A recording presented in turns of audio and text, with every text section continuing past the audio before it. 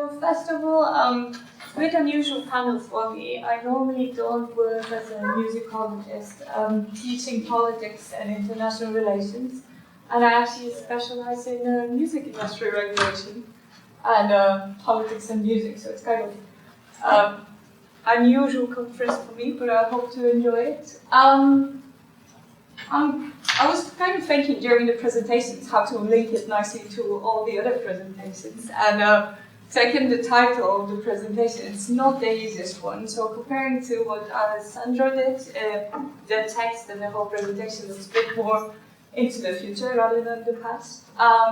Comparing to what Rob did, it's actually borders on this aspect of where's the Anglo-American domination of European market, and taking the Brexit, the focus is rather to oddly enough sustaining the dominance against Brexit. So we'll see about that one. And I think I'm going to have quite fun with Marco's presentation, because that's the next predicted market for the Anglo invasion, I would say, when it comes to music industry.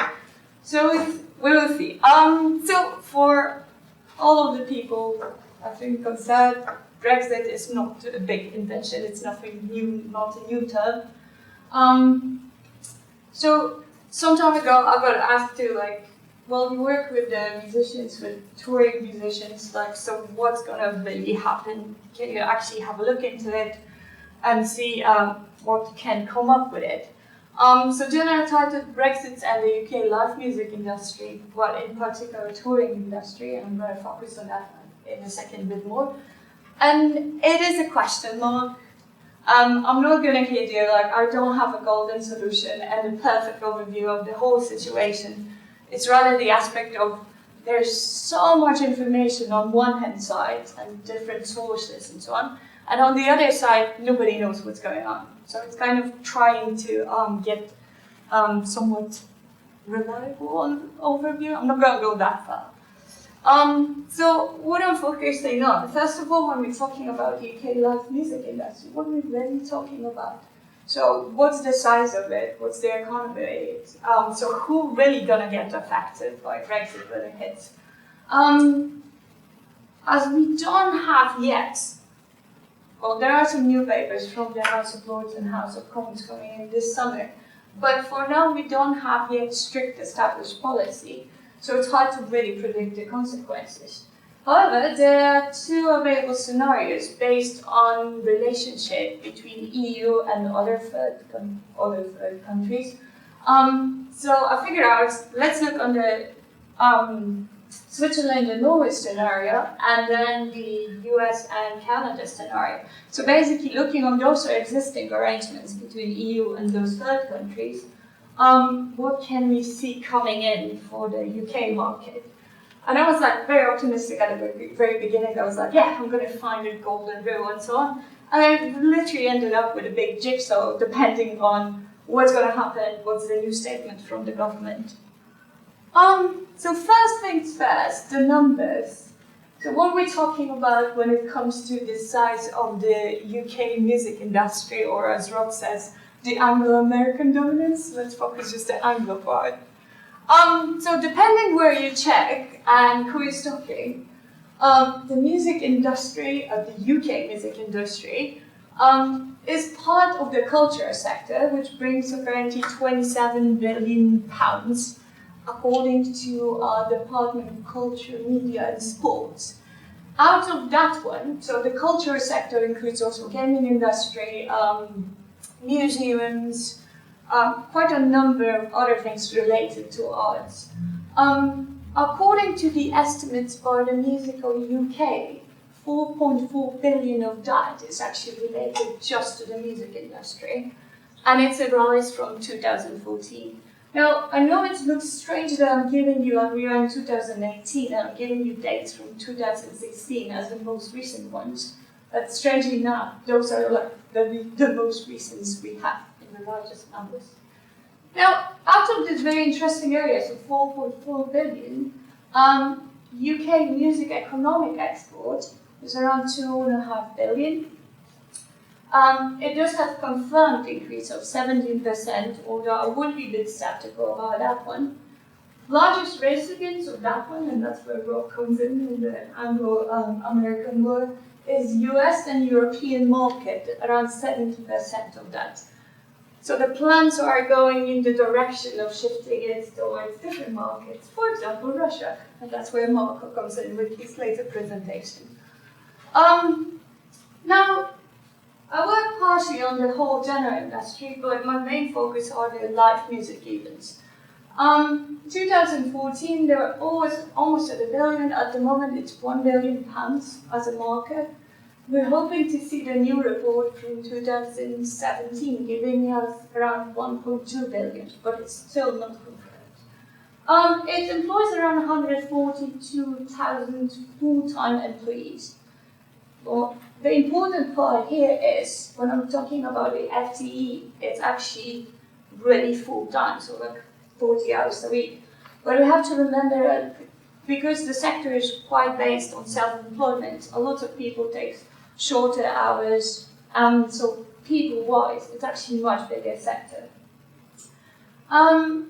Depending where you're checking and the sources and who is reporting, the live music sector includes only musicians or a whole bunch of other people, festival organizers, promoters, agents, producers. So the list kind of varies depending on the sources. So you always have to keep an eye on the numbers when you see them. Now, important to remember from this particular slide is that 17% of the income for the live music events actually comes from performing on the continent, or continental Europe. I'm trying to be very, making sure I'm not offending anyone from either of the sides. Now, the final statistics and numbers, which can be useful, very important part of the whole live music sector and income from that is actually money coming in from the audience, coming in for the events, for the concerts, for the gigs. Currently, it's estimated around 30.9 million, and 38% of those held at the UK territory is actually brought by the so-called music tourists. So basically people from continental Europe coming in for the concert of Adele or Sam Smith or other bands coming and playing primarily in the UK. On top of the actual income on the tickets itself, it's also additional income related to it, so accommodation, spending on transportation, and so on. That's why the 3.7 billion is a kind of additional value.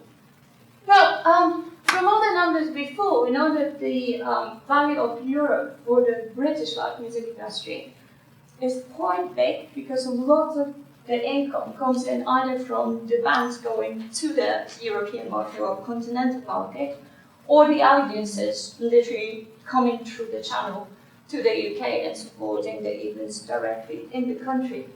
Value of British live music industry, and I think Rob will like that part, still unclear because Europe is starting to protect the European Union market, promotion of the European cultural value and creation and promotion of the bands which are actually from the continental Europe. So that's the tricky part.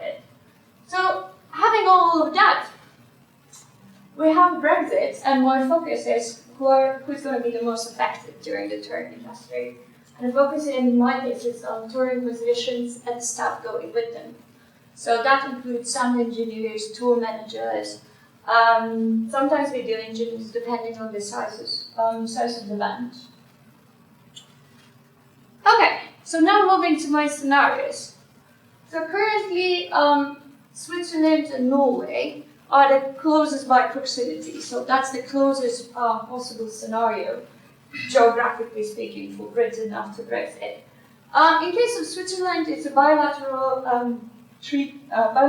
number of bilateral agreements, all of them granting Switzerland access to the European single market, based on 4 freedoms. So free transport of people, delivery of services, capital, basically allowing all the British citizens go to Europe and actually, in our case, do performance, get paid for it, and do it all legally without additional requirement of paying, for example, tax on the border. Now, while it is quite a nice solution, it is quite fragile. It requires the reciprocity arrangement. So anything for which EU proposes with regard to control of, for example, workers or delivery of services, Switzerland has to agree and implement the same stuff. Anytime when Switzerland tries to change anything in that arrangement, there is a risk of actually stopping any of the other ones. So a very nice case, well, nice, but tragic one. In 2014, Switzerland tried to implement quotas on migration to the country, and the response from the European Union was, hang on a minute, that's in the breach of our bilateral agreements, therefore either stop or we're blocking any of the other arrangements. So basically it's kind of all or nothing solution. Now in comparison, it's part of the European Economic Area. There are certain arrangements, so perfect access to the European internal market, for the price of partial implementation of the European Union law, especially, for example, production patterns, property rights, which are a bit tricky from the UK perspective. But also it's based on the pay-in approach, so there is a bill for this participation. Similar as in case of Switzerland for freedoms, with exceptions when it comes to free movement of people, when there are specific arrangements for workers, and to kind of translate it to our music industry language, is basically separate arrangements for every time when self-employed musicians are visiting Norway, and the other way around, so when the Norwegian musicians visit Europe. So kind of separate arrangements on that one. Now, tricky part in both cases, and I'm going to talk a bit about them more in a second, is the fact that for both of them, EU and the EU countries are the largest trading partners.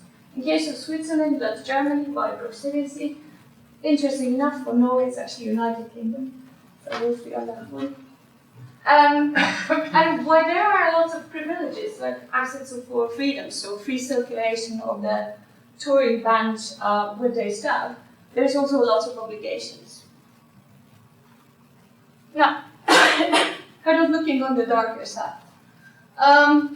The Swiss limits, I kind of like to call them Swiss limits mostly. So the number of issues with traveling through Switzerland, and the same arrangements can actually appear later on for the British patents, they kind of narrow down to a bunch of little tricky tax arrangements, and I'm trying to kind of formulate it in a very simple, straightforward way. Basically, it's a bunch of little things. When you sum them up, they actually go into quite a large number. And it's problematic for smaller bands when they're circulating a small budget. They don't get very well paid for their gigs and concerts. So very rarely they come up at the end with actual income for the circulation. So some of the examples include like very simple things, like Swiss motorway vignette, which is also present in Austria, so it's not that unique. But also there's the ATA carnet. Just to give you the full definition, I'm always trying to remember it, but it's a tricky one. Okay, here we go. It's a temporary export document for professional equipment and goods being tentatively exported for display at trade fairs and exhibitions. Basically, whatever band takes with them for performance. So guitars, boxes for them, also interested in that. Similar things. Relatively easy to obtain. You can do it within 24 hours. The cost last year was £195, and it would all be fantastic if you could make sure that the band always takes exactly the same amount of things, which never really happens. Including situations out of nowhere, they have to buy a new guitar, additional pair of strings, and so on. So it's very unrealistic to actually keep it for a full year, and it has to be replaced more often than initially the ideas of it. The other aspect is payable VAT, so VAT, on merchandise. So bands take merchandise with them. Crossing the border, they have to inform the customs authorities, we're bringing in the following amount of t-shirts, CDs, vinyls, and they requested to pay the tax on the entry, and then they travel through the country, go out and get the refund for what they haven't sold. Sorry. One positive thing, it's not really hardcore executed on the border controls, so especially the Swiss side is not very keen on checking up the vans when they're tightly packed. But it doesn't say that in case of UK it won't be a case, especially when we're talking about French-English crossing, which historically speaking they don't like each other too much, so depends. At the moment, UK touring crews are accepted from most of those on the basis of being part of the European Union. However, we'll see how the arrangement would go in the future. Now, very important part, and kind of coming back to it, there's requirement of symmetric freedom of movement on both sides. So whenever it's happening on the Swiss side, it's happening on the EU side, and on the other way around. So any change in either of the sides is automatically implemented on the other side, which, as the case on the migration borders, in case of Switzerland, showed if Switzerland screws something, there's total blockage. So we can actually consider a similar situation for the UK. If something goes wrong, and the UK wants to be very independent to kind of create their own new regulation, it's going to end up with being blocked not on just a single part of the arrangement, but the whole negotiation process and implementation. Now, the largest problematic issue with the Swiss limits is the fact that around 24% of UK live music industry is self-employed. So any kind of changes in freedom of movement, delivery of services will actually affect mostly that group of people. And the Norwegian scenario is somewhat simpler in the sense that it almost takes most of the Swiss arrangements, but it's also very dependent on the currency exchange between Norwegian krona and euro. Most of the analysis till now, till 2017, shows that for Norwegian banks, there's actually no value in going to Europe because they get the currency exchange rate doesn't bring them income. So only 5% of the income comes from traveling in Europe. Now, my favorite one, the 51 states of the, so we're looking now farther away. We're moving away from the European proximity. We're going for more cultural aspect and coming back to what Rob was saying about Anglo-American dominance. Against all odds, there's not that much friendliness between both sides. Most of the arrangements are not so similar to the typical bilateral agreements which we had, for example, with Switzerland or Norway. There was quite extensive attempt on creating transatlantic trade and investment partnership. Started in 2006, stopped in 2016, was supposed to be renewed in 2018, hasn't happened yet. So it's at least 10 years of already negotiating. Till now, the only part really relevant for the music industry,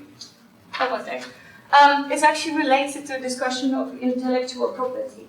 So, very important area, very important especially for the European Union. UK was taking part in the process, but now we'll be away from the table, so we'll see how it's going to go. So, at least till now, the whole process is based on visa entry regulation, which in some cases is relatively easy. So countries like Belgium, Netherlands have visa-free stays involving paid activity. So band applies for the visa, can perform based on that relatively simple gigs, concerts, and so on. No larger problem, but there are differences across countries, and there are exceptions. For example, in Austria and Hungary, and the same for Italy, there is a requirement of temporary work permit within that visa. So there is an additional list of documents. Now, something which we all should be familiar with by now, especially that is a big case now in the UK. Temporary work permits require a lot of paperwork, proof of a beneficial economic impact, which is my favorite one, because it's not very specified what exactly do we mean by it. Confirmation of employment, so a lot of involvement from the promoters and from labels inviting bands coming into the country. And this one is also quite tricky, availability of resources and an invite. So is the invite enough being a letter? Does it have to be a big form? Again, there's lack of specificity on that one. Again, mostly affected are the smaller bands from one side. So we don't see that many American small capacity bands. So it's something, we don't see that many bands which play in the venues up to 900 people. 3,500 happens, but it has to be supported by a nice promoter and a label. So Live Nation is becoming very popular now. On the other side, it does cause a headache for the European promoters who are actually the inviting side. And now, kind of finishing, closing up. So bringing all this together, there's like a lot of uncertainty. We don't know really what the government final decision will be, with which direction they will go. Either way, it looks like there will be increasing the red tape and the costs of maintaining the whole process. Tricky part is also the fact of stage of the negotiations at the moment, because we're already almost at the exit and nothing has been decided. So end of March, we're still there, temporary arrangements till the end of the December. And then what? We still don't know. Priority from the music sector and live music sector is the access to a single European market. But all the examples and scenarios to now basically show it's highly dependent on the reciprocity arrangement. And then tons of ifs. Hard Brexit, fully abandoning the four freedoms and single European market. There will be a ripple effect, especially for the live music industry. Thank you very much.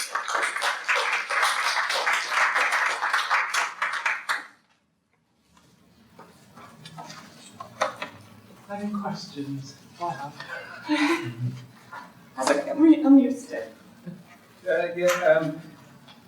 A comment and a question. Really interesting, thank you. Don't worry about I do that sort of stuff as well, and I'm in the music department, so it's that's good. You're in the right place. As far as I'm concerned, anyway. I think the comment is you say, "Oh, I don't know any answers."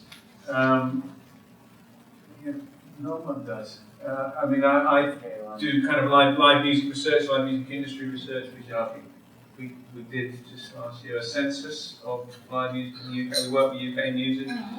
There's a lot of quibbles here and there about their figures, but that's from those measuring music and we do hear reports, but that's another ball of wax. But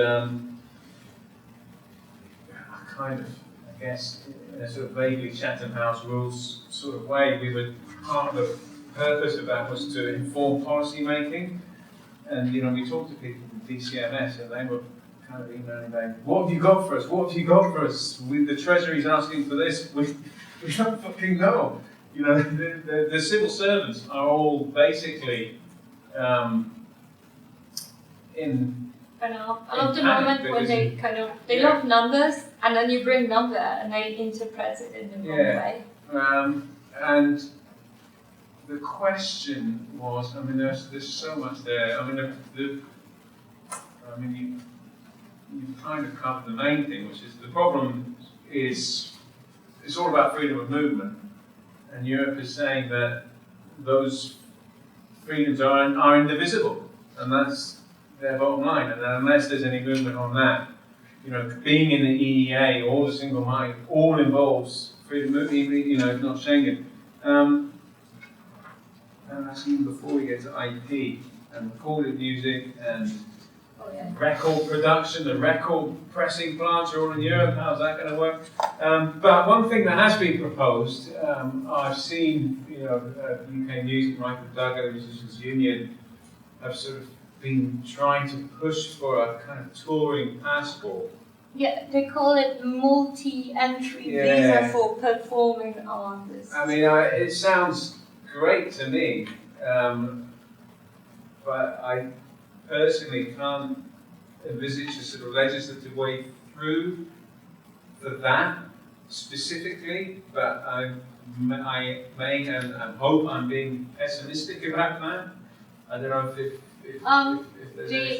Just to comment on that one, the proposed arrangement of the multi-entry visa for performing art is actually very similar to free visa entry arrangements and requires something called evidence of proficiency. Yeah. And how do you judge proficiency of a band, which is basically maybe half a year on the market? Yeah. So can I just ask my quick question, because it followed directly on from yours. You're saying, nobody knows what's going on. Is there anybody, do you think, people must be doing work on it? Is it a case of they have got the answers but they haven't revealed them to anybody yet? The tricky part is that within the last half a year, we're getting continuously those glorious moments that whenever there's a paper ready, there's a new statement from House of Commons, House of Lords, or from DCM. And they kind of bring something, and you have to rearrange all the answers and so on. And the other issue is the fact that they don't really listen. Yeah, I was just at the back of Ireland, so I was at the Labour Party Musicians Union UK music meeting at a conference last year, and it was panic was the somebody mentioned the word panic, and that's absolutely what it was. And the chair of the Musicians Union said, and this was at a time when Labour's policy was to go ahead with Brexit, not to try and force a second referendum. It still is. Well, that may change, Wow. but what was interesting was the chair of the MU closed the meeting by saying the only thing we can do is take to the streets and have a revolution, and everybody stood up and cheered. Was that Horace or was it still That was Horace. Smith? That was Horace. Yeah, and it was very interesting because it was that's like a major political party basically saying we literally with the two main industry bodies, literally panicking, saying we have no idea what's happening, and that was floated the temporary work visa. But the position there was that obviously there are serious professionals who work in life-dependent industries like surgeons and things, and they will need those visas first before musicians get them. So we're a long way down the chain in relation to that. Move on to. It's sort of more of a comment really, sort of following on from this depressing comment, which is, because I work in the field of Latin and African music, and the way they've changed the visas recently, I mean, it's got worse every year, and I know many acts now leave out the UK and have for many years. And this year, I was just looking at the article from The Guardian from the last couple of weeks ago. There was a big hoo-ha about loads of people didn't get in for Ramadan. They've made the visas take too long, be really costly, and then put all these obstacles up, and making it impossible for people to come to the UK. And and part of the discussion is, well, it's actually not them. They're not deliberately being racist about this. They're just so inefficient and in such a mess. And so which seems to fit in with everything, seems to fit in with then Brexit negotiations as well. So if they just say, oh, well, we're going to have to use the same things for European acts as we do for people from the rest of the world, we're going to be so starved of any musical interchange with the rest of the world. Yeah, there are two tiny positive aspects. Not necessary for Britain, but some of the analysis suggests that, for example, Ireland will be the one taking over the bands which would normally come through UK and through Europe. And interestingly enough, someone else suggested, well, they don't have enough people working within the industry. But then tons of British tour managers and professionals, they have grandparents from Ireland. So there is like a huge movement towards changing towards the Irish passport. But that's kind of only, it's an option. The other one, which is also positive, positive in one scheme of things, why the musicians not going to end up very happy about it. There is a chance that, for example, support staff, so sound engineers, video engineers, they will gain a bit from it because the acts coming from abroad will not bother to bring additional staff with them, and they will try to hire the local people. The University of Huddersfield, inspiring tomorrow's professionals.